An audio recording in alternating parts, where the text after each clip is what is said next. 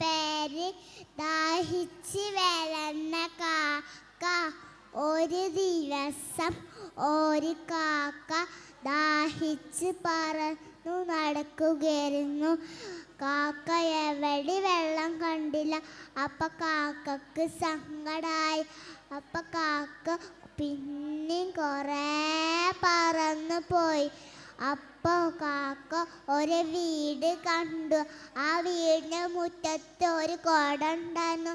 ആ കുടത്തിൽ വെള്ളം ഉണ്ടോ നോക്കാൻ പോയപ്പോൾ കുടത്തിൻ്റെ താഴെയാണ് വെള്ളം. അപ്പം കാക്കക്ക് സങ്കടമായി. അപ്പം കാക്ക സൂത്രം കിട്ടാൻ വേണ്ടി ആലോചിച്ച് നോക്കി. അപ്പം കാക്കക്ക് ഒരു സൂത്രം കിട്ടി. അപ്പം കാക്ക എന്ത് ചെയ്തു? കാക്ക നിൽക്കണോടത്ത് കുറേ കല്ലുകളുണ്ടായിരുന്നു.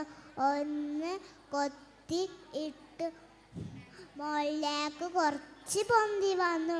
ഒന്ന് കൊത്തിയിട്ടു മുകളിലേക്ക് കുറച്ച് പൊന്തി വന്നു. അങ്ങനെ ഒരുപാട് മേലേക്ക് പൊന്തി വന്നു.